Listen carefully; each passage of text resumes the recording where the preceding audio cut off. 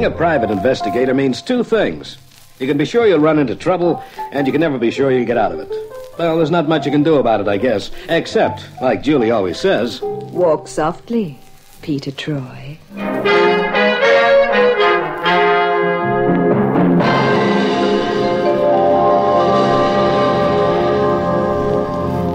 And now Peter Troy investigates the vulnerable Vixen.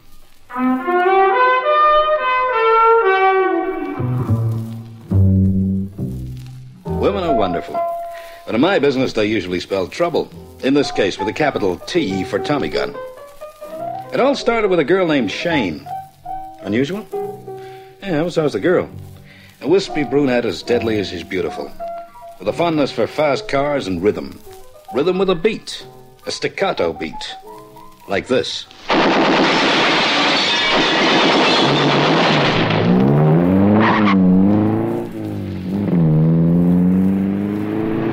Hal, cut down through the Ketley Mews and into Knightsbridge. No one saw us. The street was empty. Lose the car in the late-night traffic. What up? Shane, are you crazy? We should be heading out of town. Rick, please remember I'm running this outfit, will you? Yeah, and if you're not careful, you'll run us right into Dartmoor. Look, this isn't Chicago. This is London town, and a protection racket... Works just as well here as anywhere. The only thing is, it's never been really organized before, that's all. Yeah, but submachine guns. So far, we've only used them to break windows. Generally scare up the shopkeepers, haven't we? Sure, but one of those flying bullets only has to hit someone. And the man pulling the trigger is facing a murder rap. The man being you, Rick. On your orders. Who's to know that? Now, Shane... Now, look. Since I arrived in from the States, we've netted over 20,000 pounds.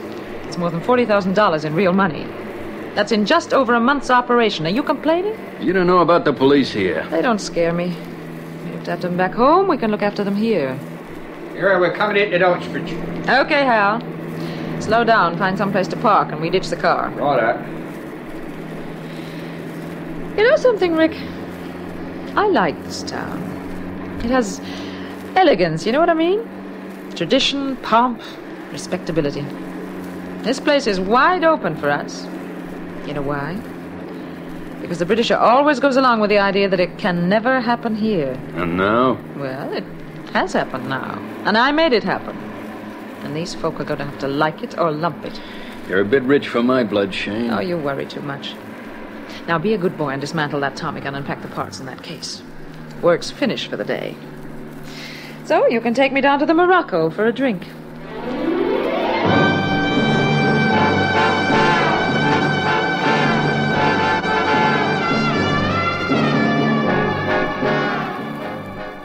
Of course, no one knew that the wispy 5-foot brunette had anything to do with the sudden outbreak of violence in the city. This looked like Chicago days of Prohibition all over again. In a month, 8 large stores, not just small-time shopkeepers, mind you, had their show windows smashed by a hail of Tommy gun bullets. And there's something very unpleasant about the whine and clatter of a burst of machine gun fire. It's intimidating, to say the least.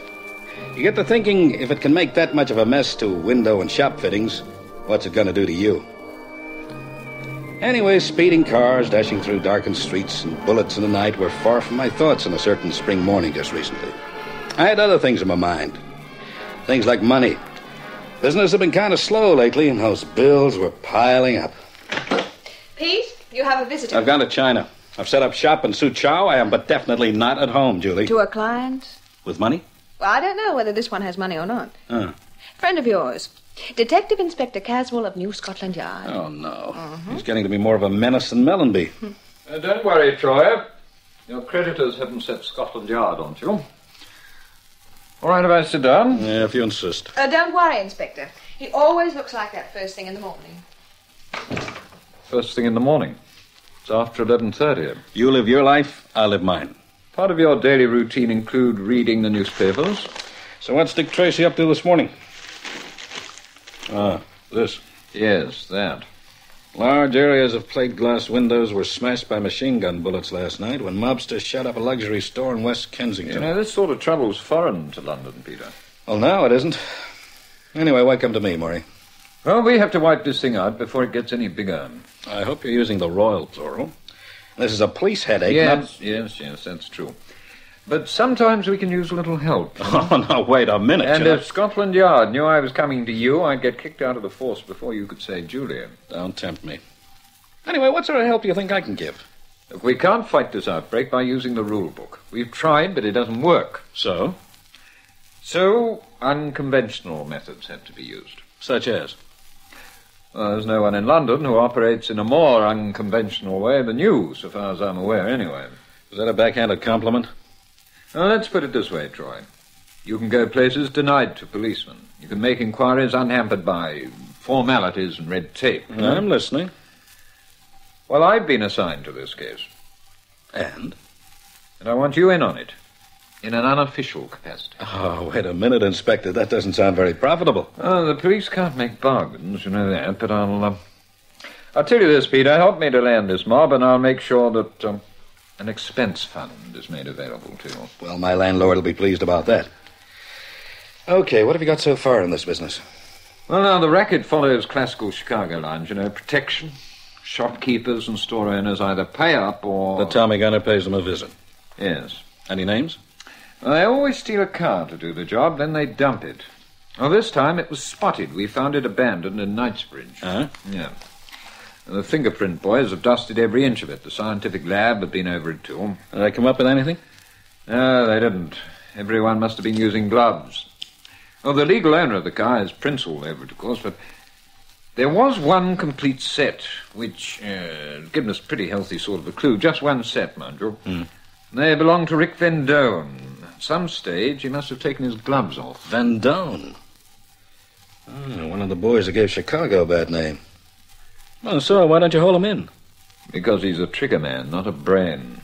We want the person behind this business. Rick Vendone, huh? Just a two-bit hoodlum. But at least he's a lead. Not that we can do anything about it. If we investigate him... You scare off the big fish. Right, I've got the picture. Lend a hand? Sure. I owe you a favor. Thanks, Peter. Now, any ideas? One. It's as unconventional as a beatnik's tea party. And I'll tell you something else, Murray. You're not going to like this idea at all.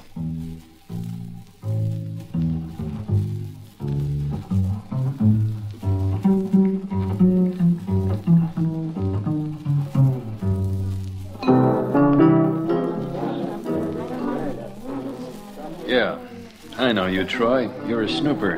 I don't like snoopers. I'll just bet you don't, Vendone. Look, I got no business with you. Roll on out, will you? I got a date. Now, in particular, what sort of company my girlfriend finds me in. Is she a music lover, Rick? Come again? Well, does she go for the staccato beat? You know, like the ragged rhythm of a Thompson submachine gun, maybe. I don't know what you're talking about. Talking about the 37 bullets they picked up at the West Kensington store the other night, buddy. So what's that got to do with me? I wouldn't have any idea. Except that the law seems anxious to tie you in with the cape. You know, wait a minute. Relax. You're nowhere near making an arrest yet. And what in blazes you... Just found a couple of prints in a stolen car, that's all. Go on, look around. You're not even being shadowed. Yeah, well, how come you know all this, Troy? Oh, I tell you, I got a visitor up at my Chelsea office this morning. Like what? Like Detective Inspector Caswell of Scotland Yard. He's been assigned to the West Kensington case. Well, so what? I'm not interested. Oh, well, you ought to be. That's why I'm here. See, Caswell wants me in on the case. Well? I said I would be in it. But the police don't pay very well, Rick. Yeah, that's right. I hear they got a set fee for stool pigeons. And it's peanuts. You reading me now? Loud and clear. Tell me more. No, there's little else to tell. Except I've got financial worries. Police payoff isn't going to lighten them any either. Yeah, I just thought I might be able to make something on the side. Doing what? Well, making like I'm working in with Scotland Yard, but in reality, my loyalties could be with you, Rick. Oh, it's a very simple scheme, but it could pay you big dividends. Look, I feed them phony information, lead them off the track. At the same time, I relay the movements of the case to you. Interested? You tell me this, Troy. How did the cops tie me in with this business? And you all wore gloves, right? Okay, but a Thompson's a tricky piece of machinery. At some stage, you had to take off your gloves to handle it. And then, Ricky boy, you got careless. You put your bare hand on the sill of the car window. How am I doing?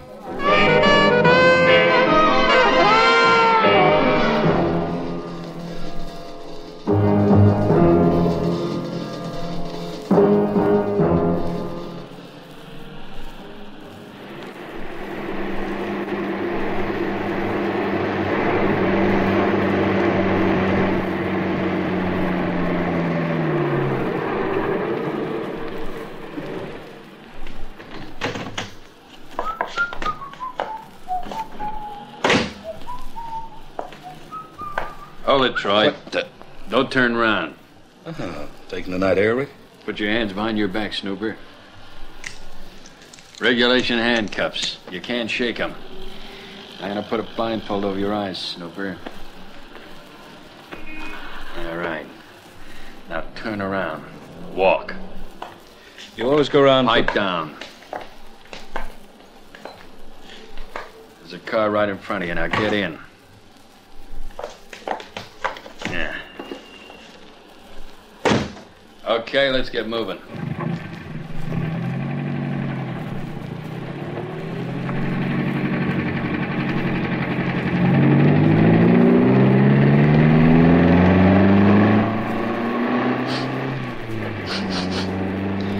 Something wrong, Troy?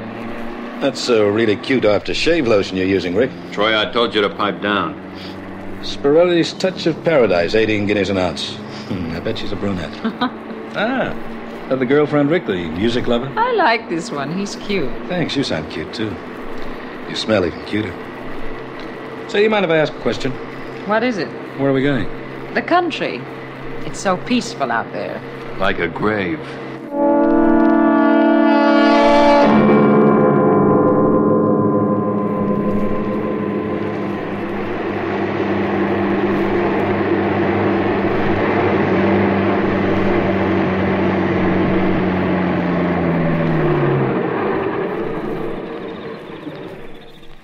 I guess this is the end of the line, huh? Correct, Mr. Troy. Out. Now, listen. Out. Do like the man said, Mr. Troy. It makes it so much easier. Makes what so much easier? You'll find out. Get moving, Troy. Bye, Mr. Troy.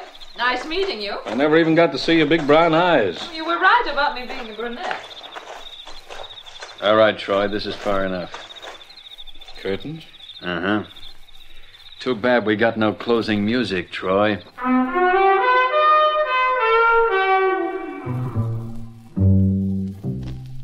Now, Rick Van Doan may not have been strong on brains, but the killer instinct he had in ample supply.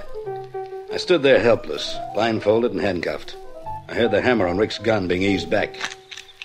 I bet you never thought it would end like this, huh, Troy? Out here, away from the city lights. No one to watch you go out in a blaze of glory. Get on with it, Rick. You're wasting time. So what? We got all the time in the world. I'd just like to know why, that's all. Because the lady wants it that way. If I said anything nice about her, I take it all back. How do you feel, Troy? How would you feel? All right, Rick.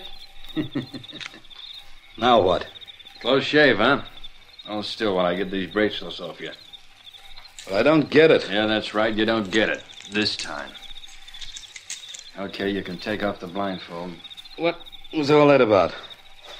I want you to remember that little scene, Mr. Troy. I'm never likely to forget it, lady. I want you to remember it any time you get ideas about playing a double-cross. Oh, I see.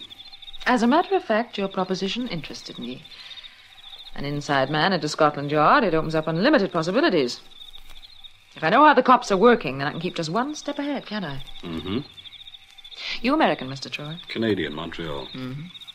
Now, back home in the States, when an operation of this size is organized, you make sure you've covered yourself with the police. However, I'm told you can't buy 'em off here in London, so we do the next best thing. And he feeds him phony information, too. Yeah, keeps them guessing. My name's Shane, Mr. Troy. I like a first-name basis with my boys. Oh, that's democratic, Shane. I'm Peter. I like you, Peter. You play things square with me, and you're never going to be worried about your creditors. Oh, that's nice. Naturally, I have to have some insurance. We played out that little scene to remind you of your obligations. If we play it again, we play it to the end. You won't have to. Well, I have to be sure, you know. And I always take out 2 sets of insurance policies. 2? That's right. Your curvy little red-headed secretary. Julie, what about her? She's my guest, Peter. Now, you listen. She's perfectly safe, and she stays that way for just as long as you play ball with us. You don't, and she goes first.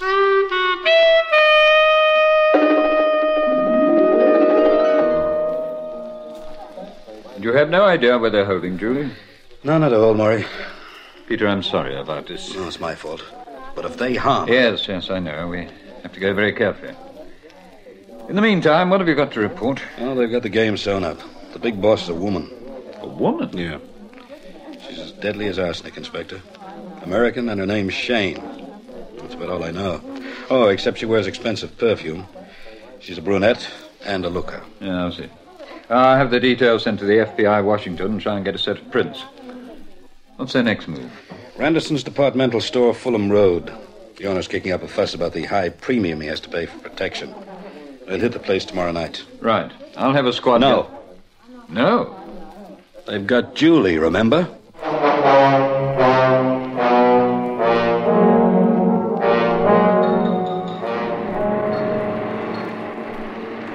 You ever use one of these things, Troy? I played around with one in Korea.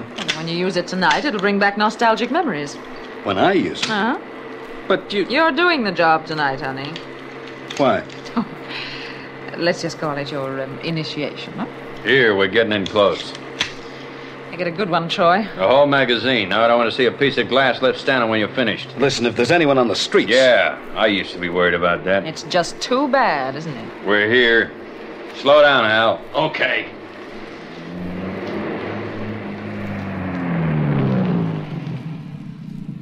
It's all yours, Peter. Right. What are you waiting for? Not a thing.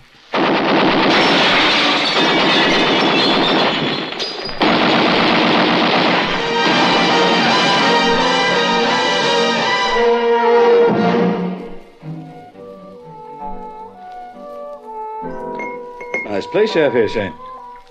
It's home. Ice in your scotch? Uh-huh. You did well tonight. Thanks. You get a bonus. £100. Just for squeezing the trigger on the Thompson? I said I liked you. That's nice. Rick's okay, but he has no brains, no class. I have to have a lieutenant I can respect. It helps. Someone like you, Peter. How's your scotch? Smooth. What are you looking at? Photo over there on the bookcase. Who's he? A husband. Uh-uh. Oh, don't worry. He died 5 years ago. Accident? He sat down in an armchair and some guy pulled a switch. The hot seat. In the state penitentiary. I pull out the picture of him sometimes. I'm a sentimentalist. Yes, I've noticed. He was good to me. Unfortunately, he made just one mistake. What was that? He trusted someone. He didn't take out insurance policies. Did he get even with the person who sold him out? I'm still here, aren't I?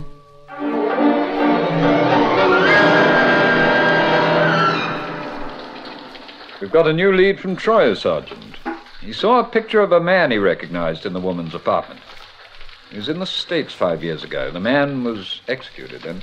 Who was it, Inspector? Racketeer called Benny Donahue. Now, this Shane woman says he was her husband. Oh, now we're really getting somewhere. Yes. Oh, we can pick up Shane Donahue any time we like, but there's still Troy's secretary to worry about. We make a wrong move and Julie dies. Yes, it's a snag, all right. Well, the Donahue woman must have learned everything she knows from Benny. He was a specialist in the protection racket, made a lot of money at it. Very rich man when he died. Wonder what he did with it all. Oh, invested it probably. Real estate, stocks and shares, you know.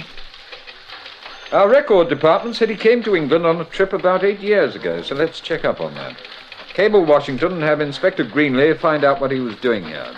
There could be an angle hidden somewhere. And until we find it, we are virtually bound and gagged.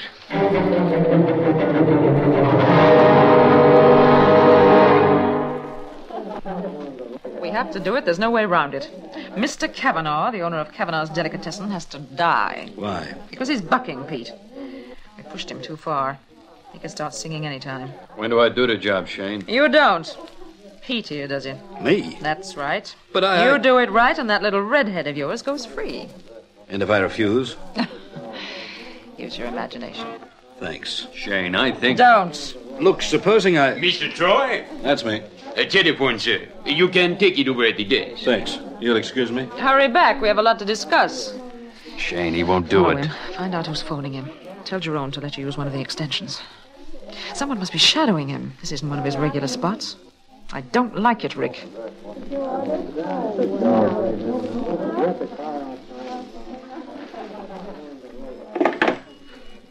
Hello, this is Peter Troy. Well, I've located you. Caswell, what the devil are you doing phoning me here? I told you... Just keep quiet for a minute and listen. This is important. We've just discovered some vital information. About what? About a trip Shane Donahue's husband made to England 8 years ago. Go on. It was a business trip, Peter.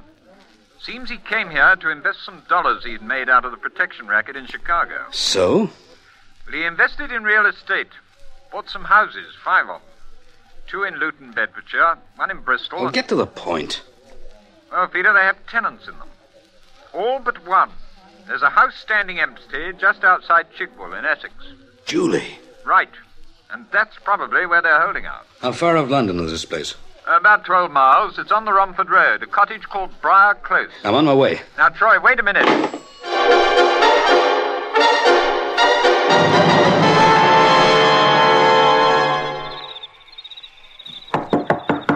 Who is it? Peter Troy, Hal. Let me in. I've got a message from Shane. Come in. Hal, where's Julie? You better ask Shane. Well, she's at the Morocco. I was. What? It would seem we have a faster car than you, Pete. Rick tuned in on your chit-chat with the inspector. Is Julie still alive? Bring her out, Rick. I told you this guy wasn't to be trusted. Oh, Peter. Hi, Julie. You've just got time to say your fond farewells. Now, listen, Julie had nothing to do with My this, Shane. insurance, remember? The police come within a mile of this house and she dies. They're on their way. I know that. So you've got to figure out some way of getting rid of them, haven't you? And after that, you get yours, Snooper. They're here already. He's bluffing. Hey, Shane, he could be right. There's someone moving out there. You've still got to get rid of them, Troy. We hold the girl as a hostage. Rick, take his gun. Cover me, Hal. Okay. He wears a shoulder holster. Easy, Troy. Get your hands up. I've got a feeling this is goodbye, Pete. Get her out of the way. She's in my line of fire. You move! He's gone for his gun! Troy, don't shoot. Okay, drop your gun. Rick, you He moved spineless... too fast, Shane. The gun jumped into his hand before I could get to him. You hear that? I told you the police were outside.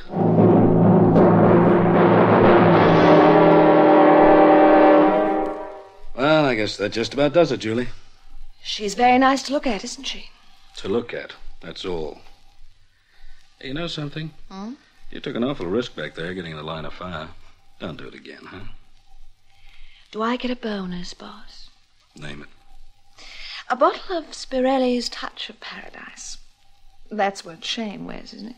Who cares what she wears? You spent a lot of time with it, didn't you? Strictly in the line of business. Funny business. You talk too much. Oh, it's so much nicer when you walk softly, Peter Troy.